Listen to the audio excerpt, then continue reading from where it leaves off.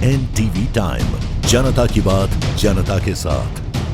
पंचायत एवं ग्रामीण विकास मंत्री प्रहलाद पटेल ने पवित्र नगरी पहुंचकर मां ताप्ती के दर्शन किए। मुल्ताई में पंचायत एवं ग्रामीण विकास मंत्री प्रहलाद पटेल शुक्रवार शाम में पवित्र नगरी मुल्ताई पहुंचे। रात 8:15 के दरमियान मंत्री श्री पटेल ताप्ती सरोवर के तट पर पहुंचे और मां ताप्ती मंदिर में पूजा अर्चना की।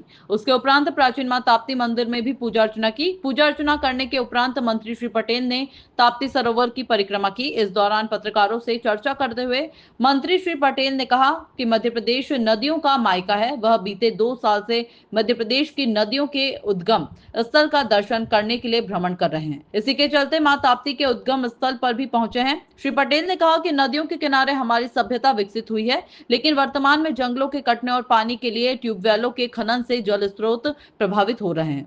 हम सबकी जिम्मेदारी है कि मां ताप्ती का प्रवाह सतत बना रहे।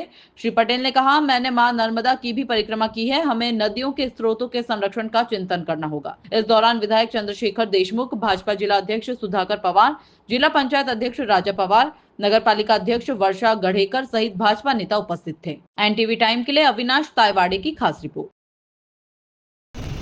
नदियों के उद्गम पर जाना मध्य प्रदेश नदियों का मायका कहा जाता है।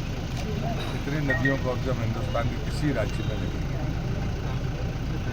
लेकिन हम सब ने पानी की चिंता बहुत की। तापी सीधे जाके अरब सागर में मिलती है। गुजरात उसका लाभ लेता है, लेकिन जो स्रोत है जहाँ से जल मिलता है वहाँ पर हमने चिंता नहीं की।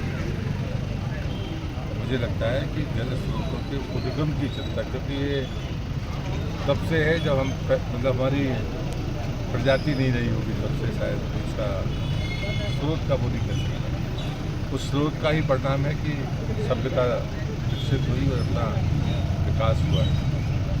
लेकिन हमने मनुष्य का लालच है, जिसके कारण से हमने कुछ गलतियाँ की। सुधारना इसलिए चाहिए कि आने वाली पीढ़ी को भी वो स्रोत मिल सके। आने वाले के किनारे के ना राज्य है ना शहर, इसलिए वृक्ष से ही जल मिलेगा, अट्टालिकाओं से जल नहीं मिलेगा। सिर्फ बात मुल्ताई की नहीं है, सभी जगह जहाँ पर मैं जाता हूँ अनेक जगह पर मुझे जल नहीं मिलता। और उसके पीछे सिर्फ कारण था कि या तो जंगल कट गए या फिर लोगों ने ट्यूबवेल खोदकर अनावश्यक जल निकाला। तीसरा कोई स्रोत करने का कारण नहीं है। मैं नर्मदा जी का परिक्रमावासी हूँ। मैंने बचपन में नर्मदा जी को देखा है, परिक्रमा की 30 साल पहले जब देखा, आज भी देखता हूँ।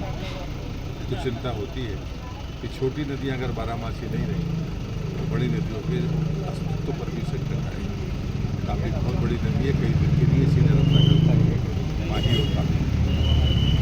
ये हम सबके लिए चिंता का विषय भी है और चिंतन का विषय भी है। यही प्रार्थना करूँगा कि तापी माँ सामर्थ्य दें ताकि कुछ अच्छा कर सकें।